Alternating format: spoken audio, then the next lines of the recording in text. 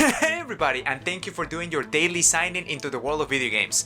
Today we're gonna be discussing Spider-Man, Sackboy Adventures, a little bit of Horizon Zero Dawn, a little bit just of the PlayStation overall, and then we rest because tomorrow is the big celebration. Next gen is upon us. The Xbox Series S and X launch tomorrow for everybody out there. New Zealand and Australia, they're a little bit ahead of us, but that's alright. We'll join the celebration tomorrow.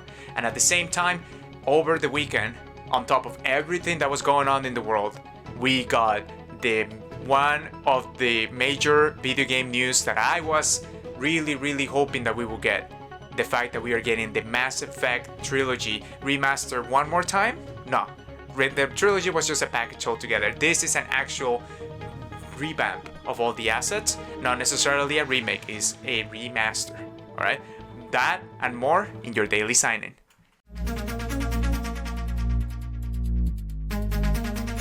Alright, let's get started with Spider-Man Miles Morales. Or should I say just Spider-Man Remastered, since we're gonna be...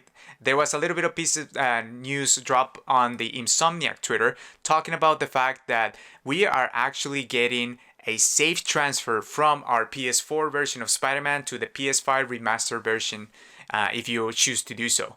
Before, there was a lot of talk and controversy regarding the fact that this is a Sony PlayStation exclusive. We have backwards compatibility, but this enhanced version will not allow you to transfer the save files. Now, according to Insomniac Games on the Twitter, they said, "We have heard you. In an upcoming update for Spider-Man PS4, we will add the ability to export your save to Marvel Spider-Man Remastered. This update will also add the 3 new suits from the remaster to the PS4 game. We expect to bring you this update around Thanksgiving." I checked out the 3 new Spider-Man suits. One of them is from The Amazing Spider-Man by not Tobey Maguire, the one in the middle. We got Tom Holland, Tobey Maguire, I forget the person in the middle, but we're getting that Spider-Man suit, and another one that looks like a knight. It looks pretty awesome. So this was an interesting development, given the fact that they said they were not gonna give us the ability to transfer the save. Honestly, I think the ability to transfer the save is great, given that we have a new Game Plus mode.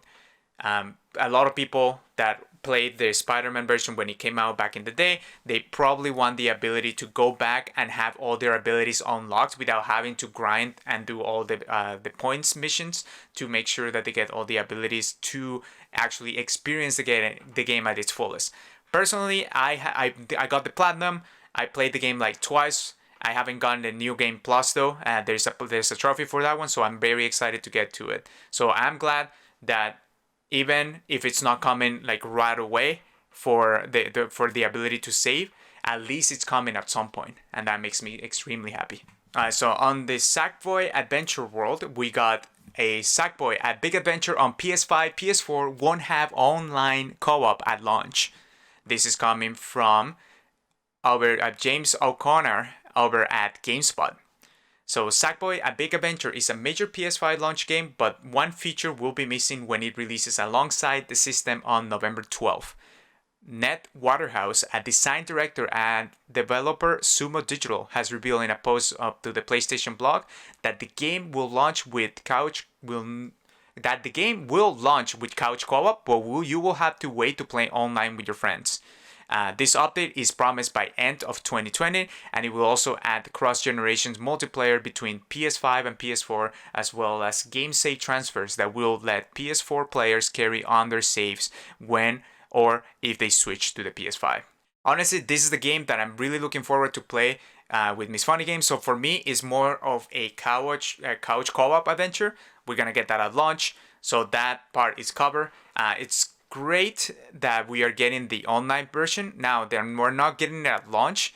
It's an interesting take, because it got me thinking, where are we willing to wait for a certain portion of the game to release but get the game at launch? So for example, a lot of developers tend to just give us everything at once, and they want to give us the full experience, so they just delay the game until it's ready.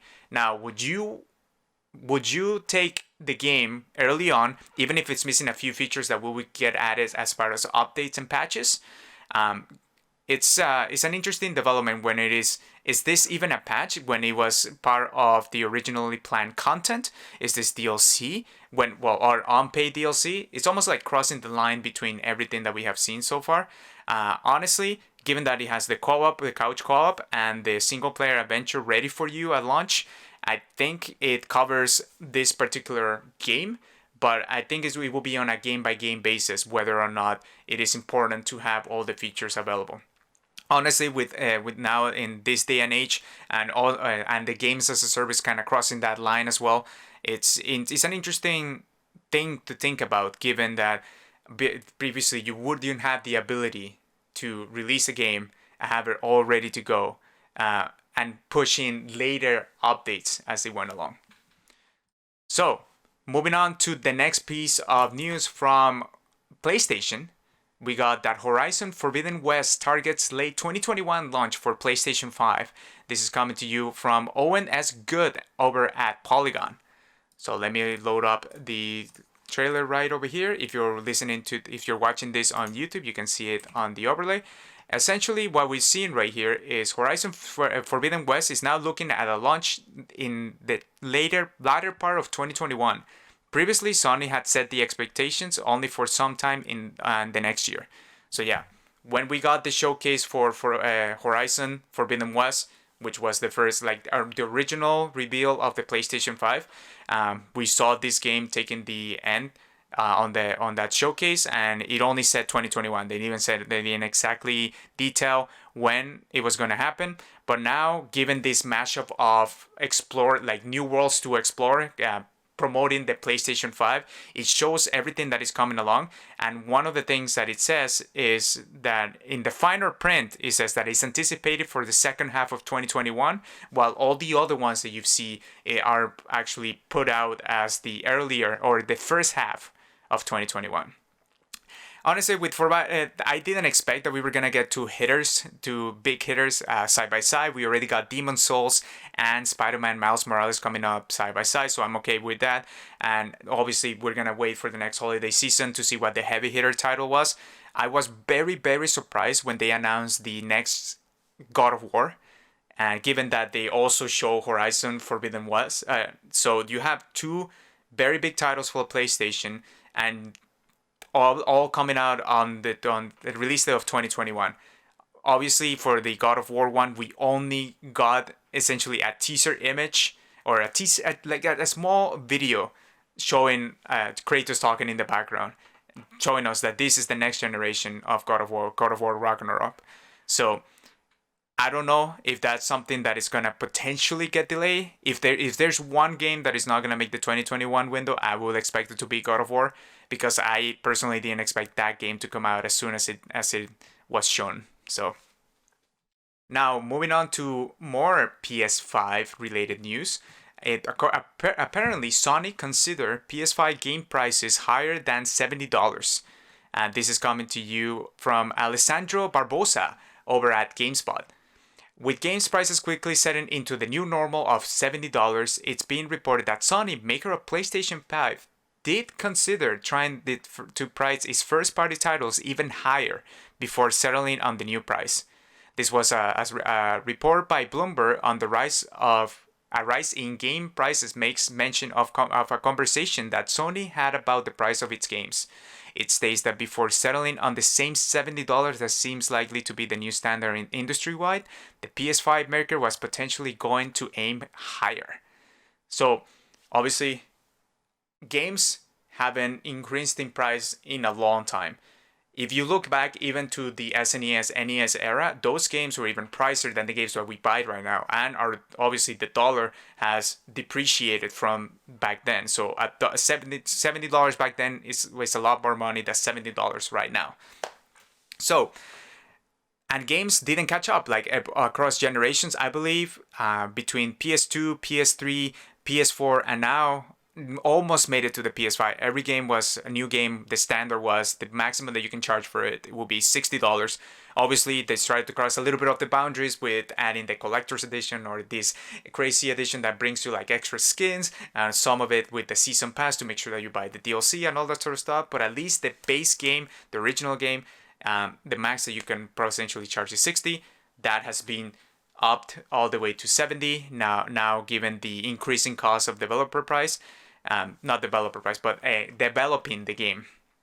And given the fact that Sony considered even increasing it even higher, just tells you how much it actually takes to make a game. It's incredibly expensive to have all this high quality there, especially and treating your developers, which is something the people that actually create this and make the experience. We want to make sure they're very well compensated for their work. There was also in the same article that I'm reading here from GameSpot, there's also a mention that the idea of pushing prices up to the recoup ballooning development costs attributed to higher quality games is one that has been cited by Take-Two Strauss Zelnick in the company's latest earning calls. According to Zelnick, quote, "We don't have pricing strategy," he said. We charge much less than the value we deliver. That's our pricing strategy if we have one. So that just tells you all the compromises that some of the developers have to make, and I feel like that's one of the reasons that a lot of the not I wouldn't say game as a service, but all the extra add-ons and things that are trying to push on you to actually expend a little bit extra is to make up for a little bit of that basic discrepancy on the development, how much a game actually takes to develop and how much a game actually costs. Honestly, you can't push that boundary that much, given that is now games are going to be costing $70 US. That's going to be almost, with tax and everything, that's going to be either $100 Canadian or even higher. Justifying $100 for an entertainment purchase just for one game in particular, it's already pushing it out there, especially with all the streaming services. And that's potentially why games, streaming services like for games now, such as the Xbox cloud services or just the sheer fact of Game Pass and EA Play, are starting to become a little bit more valuable for players, given that either you spend $100 on a game to play once, or you spend those $100 on a subscription service, so you have access to a variety of games that you can play up to. So that same value can give you like 6 months of access to that library. It all depends on how much you game, how much you like a particular game. But honestly, $100 games is pushing it from the producer's perspective, but it's totally understandable given how much the games actually cost nowadays. Given how much they cost to make, by the way. But moving on from the PlayStation front, let's talk about a little bit about Xbox, given that they are essentially releasing tomorrow. Xbox Series S and X are dropping on November 10th, so that's tomorrow if you're watching this live, or today if you're watching this on YouTube or podcast services around the globe. So, talking about a little bit of Halo news is the fact that on top of releasing, obviously one of the major factors is that you don't really get the hardcore Halo Infinite to drop with the Xbox Series S, given its push to next year. Now, the one thing that we get out of good news out of this is the fact that the Halo 4 is actually coming to the Master Chief Collections on PC with a remastered campaign pretty soon. This is coming from Jordan Oloman over at IGN. Halo 4 will launch on PC as part of the Master Chief Collection with a fully remastered campaign on November 17.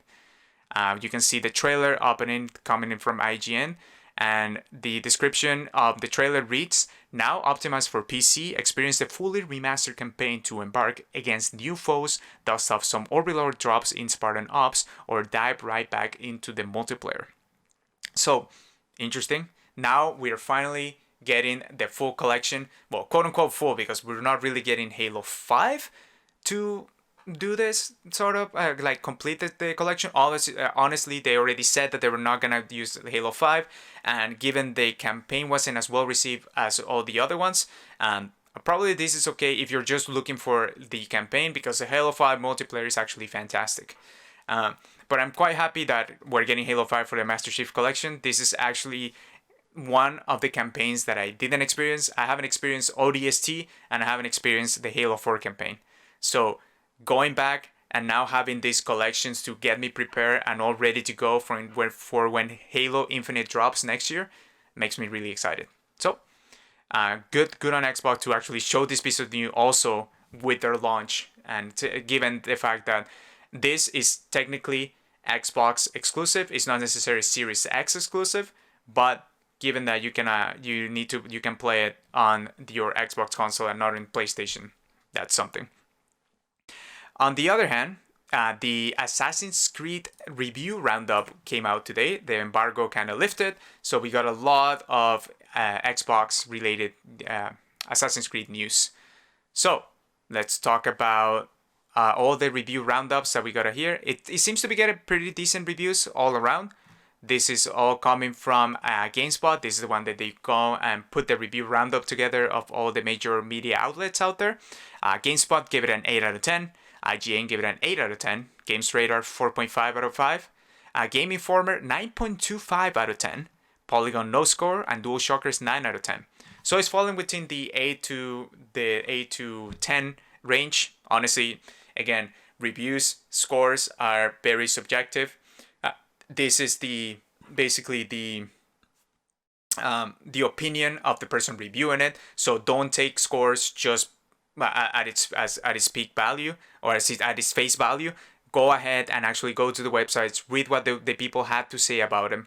And for me in particular, when I try to read the reviews or I try to connect or I try to see if the game is something that would appeal to me, I try to connect with people that have either a similar style or kind of push my gaming knowledge to the test by introducing new experiences that I wouldn't have tried otherwise by myself.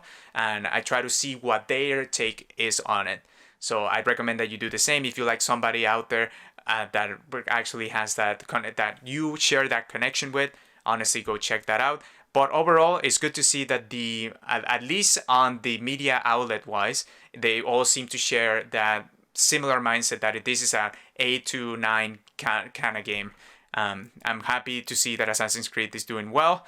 Especially, I got enamored with the series with Assassin's Creed 2, fell on Assassin's Creed 3, came back on Assassin's Creed 4, and then just dropped when Assassin's Creed Unity came out.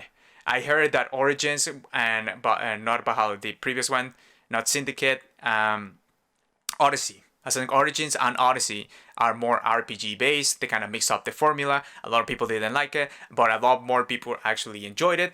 And I heard that this is more like a mix. It's kind of merging the two worlds. So I'm excited to give this a shot, especially with Vikings and with after playing God of War and being so excited for Norse mythology.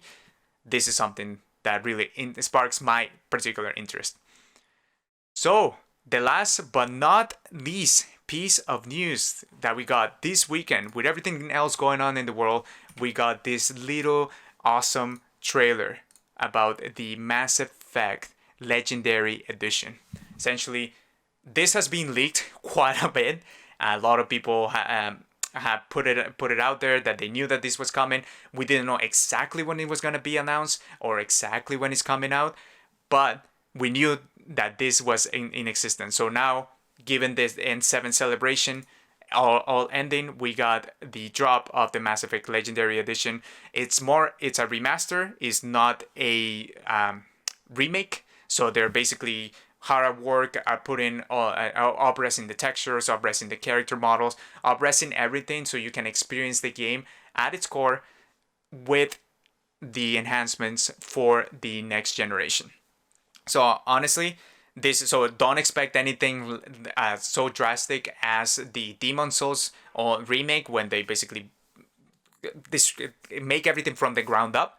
This is mostly enhancing everything that was existing and let you experience the game as they were. I am really excited. I haven't played the trilogy in such a long time that I'm excited to dive back, especially Mass Effect 2 being one of my favorite games of all time. Anyway, that's everything that we got for you today. Thank you for joining the Daily Sign-In. As always, you can catch us live at 5:30 p.m. Pacific Standard Time every single weekday, or you can catch us on YouTube or podcast services around the globe by just searching Daily Sign-In into the world of video games. Remember, if you want to be part of the conversation, we really want to know what you think about what game are you super excited to try out this holiday season. This week is packed with games, given that there's a console launch and all the launch titles coming ahead with it, and all the usual games that we try to expect around this holiday season coming out. So, including the Call of Duty Black Ops, which a lot of people are enjoying the Battle Royale, which is the Warzone. So now that you're getting this new Call of Duty, and then hoping that everything merges well on December, So if you're, let me know which game you are super excited about. Me personally, I'm excited to try Miles Morales. I'm excited to try Valhalla, given everything that I've seen of it so far. It's all up my alley. I just need to make sure that I don't spend so much money on them.